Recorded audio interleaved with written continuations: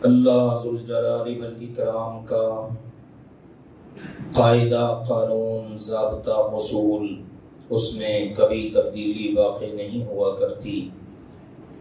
اللہ تعالیٰ کا فرمان ہے لا تبدیل لکلمات اللہ، اللہ کے کلمات، اللہ کے فیصلے بدلہ نہیں کرتے۔ ان فیصلوں میں سے ایک فیصلہ یہ بھی ہے کہ اللہ تعالیٰ کے علاوہ جو کوئی بھی ہے اس کے لیے اللہ نے فنا لکھا ہے، اس نے اس دنیا کو چھوڑنا ہی چھوڑنا ہے، اس دنیا میں کسی کے لیے بقا نہیں۔ ہاں، آخرت میں جب پہنچیں گے تو جنت میں جانے والے جس وقت جنت میں چلے جائیں گے، اب اعلان ہوگا کہ اب تمہارے لیے ہمیشہ ہمیشہ کی زندگی ہے، اب تمہیں کبھی موت نہیں آنی۔ لیکن دنیا کے اندر اللہ ذوالجلال والاکرام نے یہ قانون بنا دیا، اصول بنا دیا کہ جس کی بھی ابتدا ہے اس کی انتہا ہے، جو بھی پیدا ہوا ہے اس کو موت آنی ہے، جو بھی اس دنیا میں آیا ہے اس نے اس دنیا سے جانا ہی جانا ہے، اور کوئی بھی اللہ تعالیٰ کے اس اصول، ضابطے، قانون سے باندھا تر نہیں۔ اگر ہونا ہوتا تو سیدنا محمد کریم صلی اللہ علیہ وآلہ وسلم اس بات کے سب سے زیادہ حقدار ہوتے۔ لو کان فی الدنیا بقاء لما مات محمد، اگر دنیا کے اندر بقا ہوتی کسی کو تو محمد مصطفیٰ صلی اللہ علیہ وسلم کو کبھی موت نہ آتی۔ لیکن آپ علیہ السلام پر بھی اللہ تعالیٰ کا یہ قانون چلا، اور کس طرح چلا، کس طرح آپ دنیا سے گئے، اس کے شواہد پہلے سے، پھر قرآن و سنت میں اس کے دلائل کہ آپ نے بھی دنیا سے جانا ہی جانا ہے، یہ ساری چیزیں الحمدللہ موجود ہیں۔ اللہ ذوالجلال والاکرام صحابہ کرام کو ساری امت کی طرف سے بہت جزا عطا کرے کہ جنہوں نے ایک ایک بات کو نقل کیا۔ اللہ کے پیارے نبی صلی اللہ علیہ وسلم وفات سے چند دن پہلے کی صورتحال کیا ہے، آپ علیہ السلام نے کیا کیا ارشادات فرمائے، آپ کی کیفیت کیا تھی، بیماری کی نوعیت کیا تھی، بیماری کے عالم میں آپ نے کس کو کیا کہا، یہ ساری باتیں کتب احادیث میں موجود ہیں۔ اس لیے اپنی طرف سے کوئی عقیدہ بنانے اور گھڑنے کی بجائے ایک مسلمان اس کی ادا یہ ہوتی ہے وہ اللہ اور اللہ کے رسول سیدنا محمد کریم صلی اللہ علیہ وآلہ وسلم پر اکتفا کرتا ہے کہ بس میرے لیے انہی کی باتیں کافی ہیں۔ تو ہم بات کر رہے تھے نبی پاک صلی اللہ علیہ وسلم بیمار ہوئے، سر میں درد سے اس بیماری کا آغاز ہوا جس وقت آپ ایک جنازے سے واپس آ رہے تھے، اور اس بیماری نے شدت پکڑی۔ پھر آپ علیہ السلام نے ازواج مطہرات سے ان کی رائے لی کہ مجھے کہاں رہنا چاہیے، دل آپ کا چاہتا تھا کہ میں عائشہ کے پاس رہوں، ان سب نے بھی رضامندی کا اظہار کر دیا، تو آپ علیہ السلام حجرہ عائشہ میں تشریف فرما ہوئے، وہیں پر آپ نے اپنی زندگی کے آخری ایام اور لمحات گزارے۔ وفات سے 5 دن پہلے، یہ بدھ کا دن ہے، نبی اکرم صلی اللہ علیہ وآلہ وسلم پر بخار کی تکلیف نے اور زیادہ شدت پکڑ لی، جسم میں حرارت اور بڑھ گئی، شدید بخار میں مبتلا ہیں۔ اس حالت کے اندر آپ پر غشی پڑ رہی ہے، آپ بے ہوش ہو رہے ہیں، ہوش آتا ہے، پھر آپ سنبھلتے ہیں، حتیٰ کہ نبی پاک علیہ السلام نے اپنے صحابہ کرام جو ارد گرد موجود تھے ان سے فرمایا حریقوا علیہ، مجھ پر اب پانی بہاؤ، اب بار بار اس بخار کی وجہ سے مجھے دورہ پڑ رہے ہیں، میں بے ہوش ہو رہا ہوں، غشی کی کیفیت ہے۔ ہوش آئی تو آپ علیہ السلام نے ارشاد جاری فرمایا کہ مجھ پر پانی بہاؤ، اور پانی کتنا بہاؤ؟ 7 قرب، 7 مشکیزیں، 1-2 مشکیزوں سے کام نہیں چلے گا، 7 مشکیزیں پانی مجھ پر بہاؤ، من آبار شتا، مختلف قسم کے کنووں کا۔ مدینہ میں جاؤ اور جا کر مختلف کنووں سے پانی جمع کرو، اور مختلف کنووں سے پانی 7 مشکیزیں بھر کے لاؤ اور لا کے مجھ پہ بہاؤ، حتی اخرج الی الناس، میں نکل کے لوگوں کے پاس جانا چاہتا ہوں۔ میرے عقیدت مند، میرے پروانے میرے منتظر ہیں. میں اس طرح سے جس طرح پہلے ان کو نماز پڑھاتا، ان میں خطاب کرتا، درس و تدریس کرتا، اب نہیں کر پا رہا. ان کا بھی دل تڑپ رہا ہے مجھے ملنے کو، اور میرا بھی دل تڑپ رہا ہے ان سے ملنے کو. تو محبت دو طرفہ ہے. یہ بلا وجہ کی بہتان بازیاں ہیں. معاذ اللہ ثم معاذ اللہ صحابہ کرام پر کیسی کیسی باتیں اور تبرہ بازیاں ہوتی ہیں. ایسا کچھ بھی نہیں. اگر اللہ کے پیارے نبی صلی اللہ علیہ وسلم کو معمولی سے بھی ان کی طرف سے بے وفائی کی بو بھی محسوس ہو جاتی تو آپ اس طرح عقیدتوں کا اظہار نہ فرماتے. آپ نے فرمایا پانی بہاؤ، میں لوگوں کے پاس جانا چاہتا ہوں. مسجد نبوی میں جمگھٹا لگا ہوا ہے. میرے عزیزو، عام آدمی ہوتا ہے، عالم ہوتا ہے، امام ہوتا ہے، لوگ اتنی قدر کرتے ہیں، ذرا پتہ چل جائے لوگ جناب کشاں کشاں پڑھتے ہیں، بار بار خیال کرتے ہیں، بار بار پوچھتے ہیں. اور سرکار دو عالم سیدنا محمد کریم صلی اللہ علیہ وآلہ وسلم ہو اور آپ کی طبیعت خراب ہو اور سب کو پتہ بھی ہے تو لوگ تو تڑپ اٹھے، مسجد میں منتظر رہتے کب آپ تشریف لائیں گے. آپ علیہ الصلوۃ والسلام نے جب یہ کیا تو آپ نے یہ بھی فرمایا میں ان کے پاس جاؤں گا فَأَعْهَدُ إِلَيْهِمْ، ان سے کچھ معاہدے کرنے ہیں، کچھ ان کو وصیتیں کرنی ہیں، کچھ ان سے بات چیت کرنی ہے. چنانچہ آپ علیہ الصلوۃ والسلام کو ایک لگن تھال ٹب کہہ لیجیے اس میں بٹھا دیا گیا اور آپ علیہ الصلوۃ والسلام پر پانی بہایا گیا.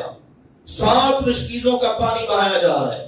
اتنا پانی بہایا گیا حتی تفق یقول حسبکم حسبکم، حتیٰ کہ آپ فرمانے لگے بس کرو بس کرو، اب بہت ہو گیا. اب اتنا پانی اپنے اوپر ڈلوا لینے کے بعد، اس پانی کے ساتھ نہا لینے اور غسل کر لینے کے بعد آپ کی طبیعت کچھ سنبھلی، ہمت ہوئی، ہلکا پن آپ نے محسوس کیا. اب آپ علیہ الصلوۃ والسلام مسجد میں تشریف لے آئے اور آ کر اپنے منبر پر جلوہ افروز ہوئے. سامنے صحابہ کرام ہیں اور متوجہ ہیں یہ ہونٹ کب ہلے اور کیا ہلتے ہیں، کیا بات کرتے ہیں. ان نگاہوں کے سامنے ہم ہیں، ہمیں کیا آرڈر جاری ہوتا ہے، بے تابی سے منتظر ہیں. حتیٰ کہ پیارے نبی حضرت محمد کریم صلی اللہ علیہ وآلہ وسلم نے کیا کیا، غور کیجئے گا ذرا چند باتوں پر. یہ 5واں دن ہے، یعنی وفات سے 5 دن پہلے کی بات، بدھ کا دن ہے اور یہ منظر بن رہا ہے، زور سے پہلے کا وقت ہے اور آپ علیہ الصلوۃ والسلام تشریف فرما ہیں. سب سے پہلا کام آپ نے کیا کیا، جب آپ تشریف لائے تو آپ علیہ الصلوۃ والسلام نے عرض نفسہ للقصاص، آپ نے اپنا آپ لوگوں کے سامنے قصاص کے لیے پیش کر دیا. وہ جو رحمت دو عالم ہیں، جن کے احسانات ہی احسانات ہیں، جنہوں نے کبھی کسی کے ساتھ کوئی زیادتی نہیں کی، انہوں نے اپنے آپ کو کس لیے پیش کر دیا، قصاص کے لیے. اور الفاظ فرمائے قائلا، یہ فرماتے ہوئے آپ نے فرمایا من کنت جلدت له ظہرا، اگر میں نے کبھی کسی کی پیٹھ پر غلطی سے کوڑا مار دیا ہو، اس کو کوڑا مارنا بنتا نہیں تھا لیکن میں نے مار دیا، میری طرف سے اس پر زیادتی ہو گئی، تو آپ نے فرمایا فہذا ظہری فلیستقد من، آپ نے فرمایا یہ میری کمر میری پشت حاضر ہے، مجھ سے بدلہ لے لے.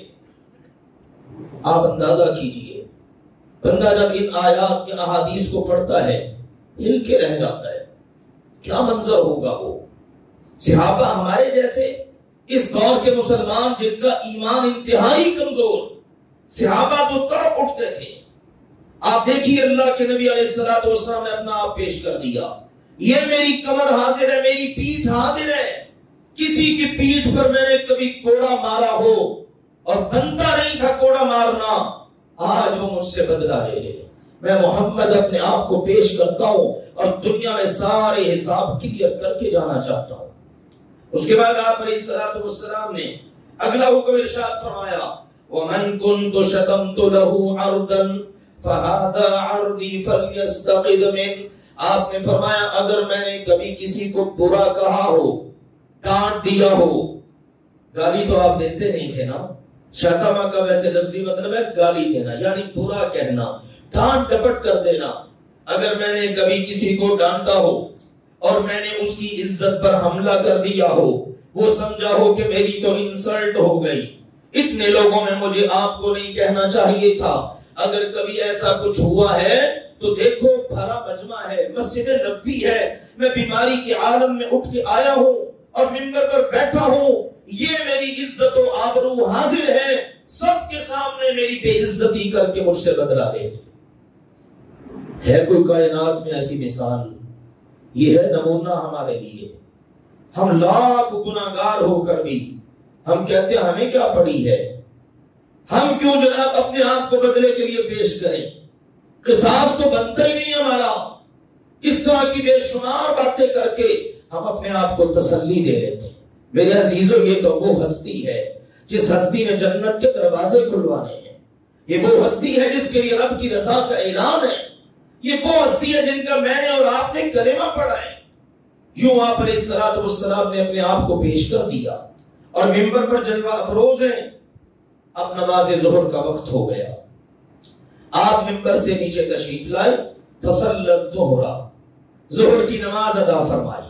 ظہر کی نماز ادا کر لینے کے بعد پھر آپ علیہ الصلوۃ والسلام دوبارہ اپنی جگہ منبر پر تشریف لے آئے، دوبارہ سے منبر پر بیٹھ گئے، اور وہ جو پہلے والی باتیں تھی نا ان کو آپ علیہ الصلوۃ والسلام نے جاری کرنا شروع کر دیا، ان کو دوبارہ دہرانا شروع کر دیا باتوں کو۔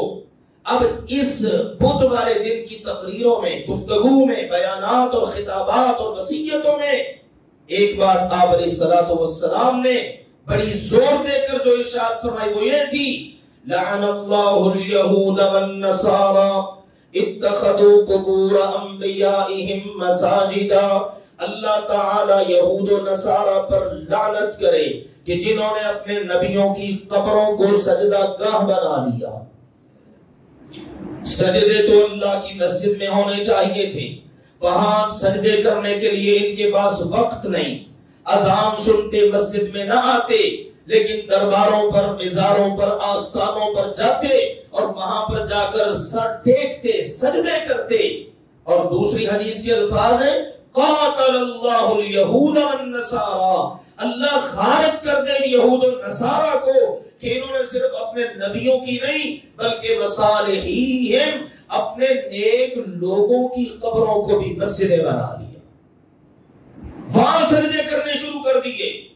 یہ کہنے کے بعد پھر آپ نے اپنی نگاہ مبارک آسمان کی طرف اٹھائی اور ہاتھوں کو بلند کیا اور دعا کر رہے ہیں، اللہم لا تجعل قبری وثنا یعبد، اللہ میری قبر کو ایسی جگہ نہ بننے دینا کہ جہاں پر عبادت شروع کر دی جائے، وہاں پر سجدے شروع ہو جائیں، لوگ آ کر میری قبر پر سجدہ ریز ہونا شروع ہو جائیں، اے اللہ میری قبر کو ایسا نہ بننے دینا۔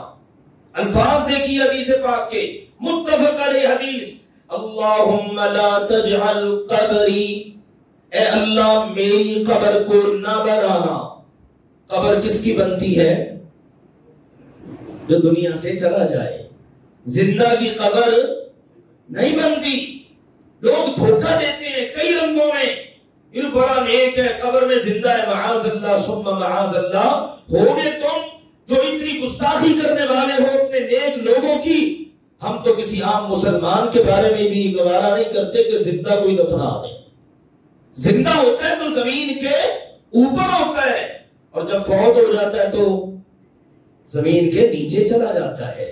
تو کہا اللہم لا تجعل قبری، اللہ میری قبر کو وثن نہ بننے دینا، یعبد، کہ یہاں پر عبادتیں شروع ہو جائیں، میری لوگ عبادت کرنا شروع کر دیں، کیونکہ نبی پاک صلی اللہ علیہ وسلم نے تو یہ بتایا تھا کہ میں لوگوں کو لوگوں کی عبادت سے نکال کر لوگوں کے رب کی عبادت پر لگانے آیا ہوں۔ کسی نبی نے نہیں کہا کونو عبادا لی من دون اللہ، اللہ کو چھوڑو اور میرے عبادت گزار بنو، نہیں، بلکہ ہر نبی کی دعوت یہ ہوتی کونو ربانیین، سب کے سب رب والے بن جاؤ۔ یہ ہے پیاری دعوت، خوبصورت دعوت۔ جو کہتا آؤ میرے دامن گرفتہ ہو جاؤ، وہ سمجھ لیجئے بیچارہ آپ کے ساتھ دھوکہ کر رہا ہے۔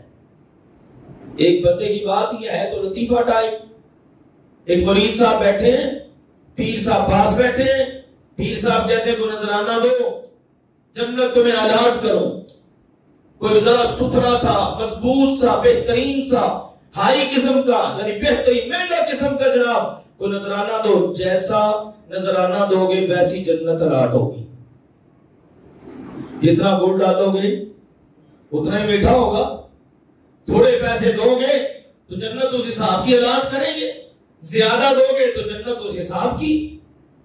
مرید بھی کچھ سیانا ہوگا، اس نے کہا حضرت آپ کے نام میں برج الخلیفہ یہ آپ کے نام نذرانہ کرتا ہوں۔ اس نے کہا چل چپ کر، برج الخلیفہ تیرے باپ کا ہے؟ وہ آگے سے بول رہا حضرت جنت آپ کے باپ کی ہے جو آپ الاٹ کر رہے ہیں، آپ تو جنت بانٹ رہے ہیں، آؤ نذرانے دو یہاں پر اور جنت لے لو، اور آپ اس طرح کے دعوے دار ہیں جیسے جنت کے مالک آپ خود ہیں۔ اور اب اگر میں نے کہا کہ برج الخلیفہ میں آپ کو نذرانے میں پیش کرتا ہوں اور آپ نے فوراً سے ڈانٹ دیا، تو اگر برج الخلیفہ میرا نہیں ہے تو جنت بھی تو آپ کی نہیں ہے۔ ان لوگوں کو اس قوم کو عمل پہ لگائیے جو نبیوں نے کام کیا۔ کسی نبی نے نہیں کہا میرے دامن گرفتہ ہو جاؤ، ہر نبی نے کہا رب والے بنو، اللہ والے بنو، اللہ کی بارگاہ میں سجدے کرو۔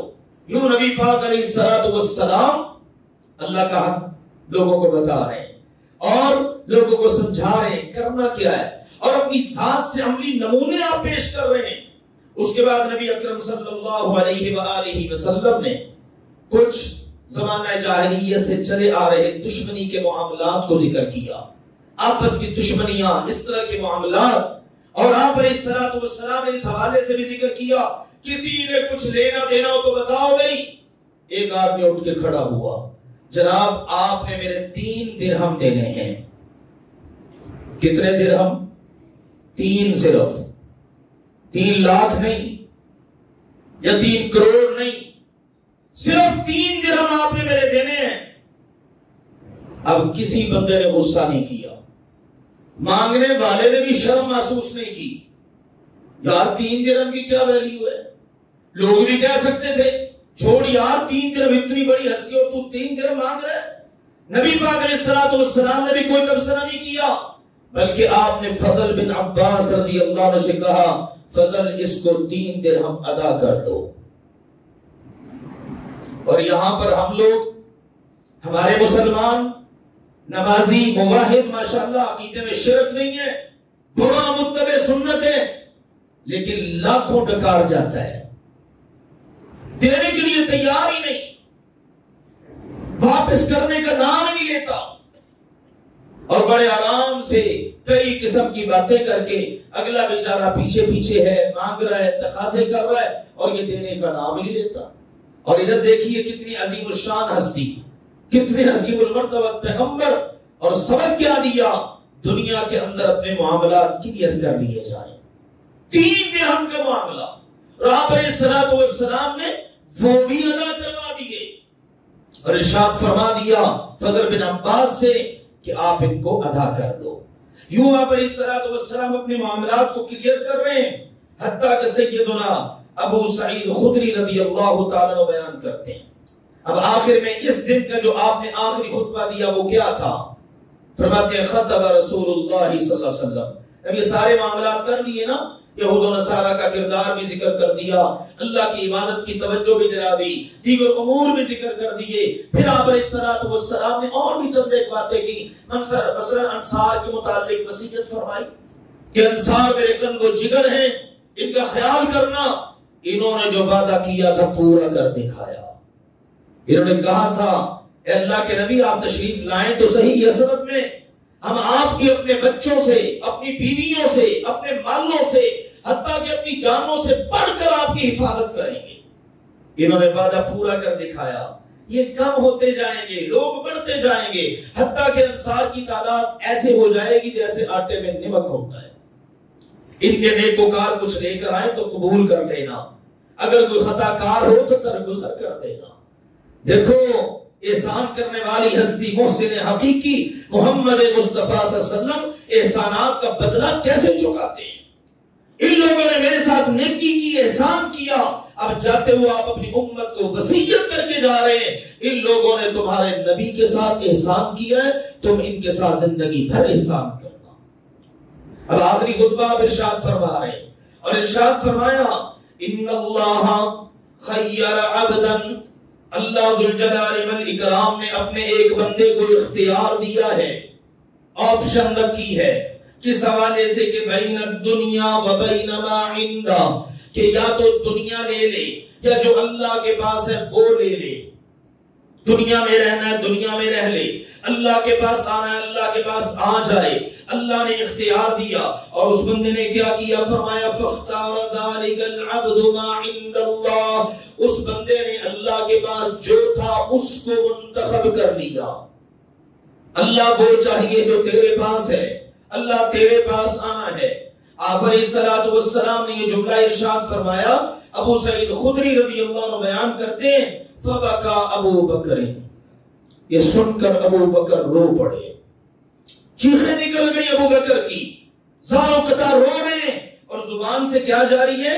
کہتے ہیں اللہ کے نبی علیہ الصلوۃ والسلام سے کہ اللہ کے نبی جی فدیناک آباءنا و امہاتنا، ہمارے ماں باپ آپ پر قربان ہو جائیں، ہم سبھی آپ پر فدا ہو جائیں، ہم آپ پر نچھاور ہو جائیں، اور ساتھ ساتھ میں رو رہے ہیں۔ لوگ تعجب کر رہے ہیں کہ ابو بکر کو کیا ہوا، رو بھی رہے ہیں اور اس طرح کے الفاظ آپ کو مخاطب کر کے کہہ رہے ہیں، حالانکہ آپ نے جو بندے کا ذکر کیا ہے۔ اس موقع پر سیدنا ابو سعید خدری رضی اللہ تعالیٰ عنہ فرماتے ہیں کان ابو بکر اعلمنا، ابو بکر ہم میں سب سے بڑا عالم تھا، کہ وہ اشاروں سے ہی بات کو سمجھ جاتا، وضاحت کرنے کی ضرورت ہی پیش نہ آتی، اتنا بڑا عالم وہ سمجھ چکے تھے۔ اب لوگ تعجب کر رہے ہیں اور ابو بکر رضی اللہ تعالیٰ رو رہے ہیں اور ساتھ میں یہ جملے بول رہے ہیں کہ آپ پر ہمارے ماں باپ قربان ہوں۔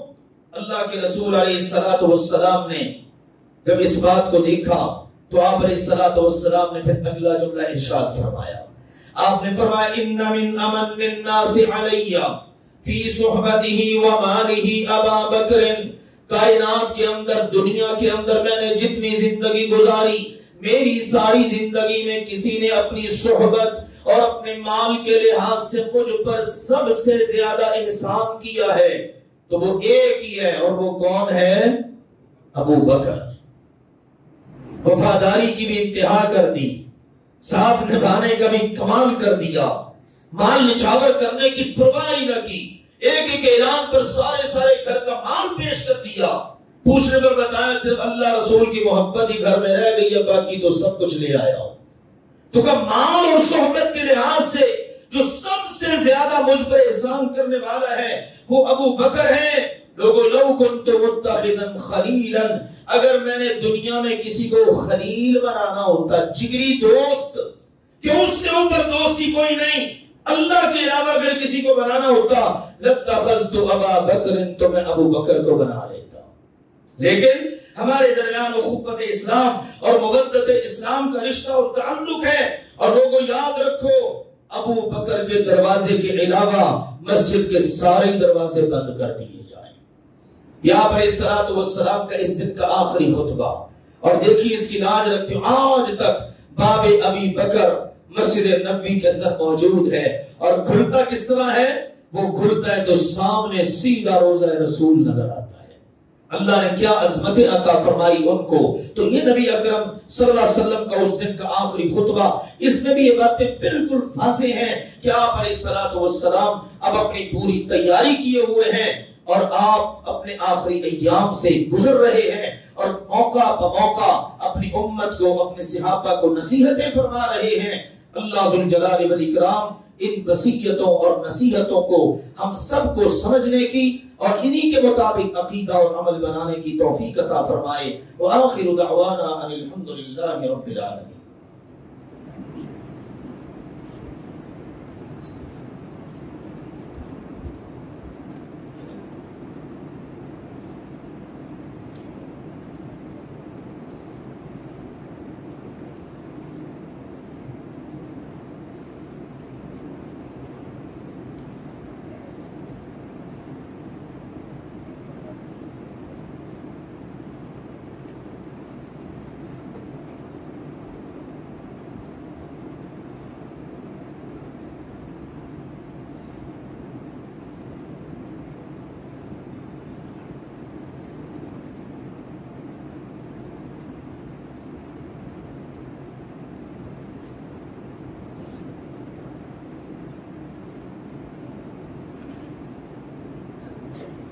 الحمد لله نحمده ونستعينه ونستغفره ونعوذ بالله من شرور أنفسنا ومن سيئات أعمالنا من يهده الله فلا مضل له ومن يضلل فلا هادي له وأشهد أن لا إله إلا الله وحده لا شريك له وأشهد أن محمدا عبده ورسوله أما بعد فإن خير الحديث كتاب الله وخير الهدي هدي محمد صلى الله عليه وسلم وشر الأمور محدثاتها وكل محدثة بدعة وكل بدعة ضلالة وكل ضلالة في النار أما بعد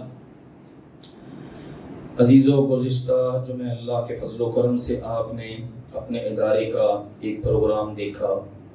ہمارے ادارے میں جو درس نظامی کے طلبہ ہیں ان کا چشماہی امتحان ہوا اور اس کا رزلٹ اللہ کے فضل و کرم سے گزشتہ جمعے کی نماز کے بعد ہم نے آپ کے سامنے رکھا. الحمدللہ یہ گلشن اللہ ذوالجلال والاکرام نے آباد کر رکھا ہے. موقع بموقع اللہ تعالی بہت ساری خوشیاں عطا کرتا ہے. ہمارے لیے خوشی اور سعادت کی بات یہ ہوتی ہے کسی بچے کا حفظ قرآن مکمل ہوا, کسی بچے نے الحمدللہ کوئی کتاب مکمل کر لی, اسی طرح بچوں کا امتحان ہوا. یہ ہمارے لیے خوشیوں کے مواقع ہیں. آج بھی ایسی ہی خوشی اللہ ذوالجلال والاکرام نے عنایت کی ہے. ہمارے دوست ہیں غالباً ڈاکٹر نجیب اللہ صاحب ہیں, ڈاکٹر نجیب اللہ صاحب تشریف فرما ہیں. ماشاءاللہ ڈاکٹر صاحب ماشاءاللہ پروفیسر ہیں, ان کا بیٹا یہاں تشریف رکھی ہے, ہمارے یہاں حفظ کر رہا تھا. آج اللہ کے فضل و کرم سے اس بچے کا آخری سبق ہے, اس نے ماشاءاللہ اپنا حفظ مکمل کر لیا. مطیع الرحمن تعلق ہے محترم جناب قاری زاہد صاحب کی کلاس سے, تو انشاءاللہ یہ بچہ اپنا آخری سبق نماز جمعہ کے بعد سنائے گا. آپ سب احباب سن کر جائیے گا اور دعا دیجیے گا. اللہ ذوالجلال والاکرام کا فضل و احسان ہے باوجود اس کے کہ مادیت کا دور ہے, دوڑ لگی ہوئی ہے, لیکن الحمدللہ لوگ اللہ کے کلام کی طرف متوجہ ہیں, پڑھ رہے ہیں, سیکھ رہے ہیں, سن رہے ہیں, سمجھ رہے ہیں. اور آپ دیکھیے ڈاکٹر ذاکر نائک صاحب تشریف لائے, باوجود اس کے کئی بیریئرز ہیں, کئی مسائل ہیں, سیکورٹی کے ایشوز ہیں, اور مہمان معزز حکومت پاکستان کے ہیں, اور بہت سارے کام حکومتیں کر لیتی ہیں, لیکن یہ کرنے کے لیے تیار نہیں کہ ان کو سیکورٹی دی جائے, اور جہاں پر ان کے پروگرام باقاعدہ شیڈول میں تھے وہاں پر کروائے جائیں. ایسا نہیں ہوا. کراچی کی صورتحال ہمارے سامنے. اب لاہور میں پروگرام کہاں ہونے تھے؟ مینار پاکستان.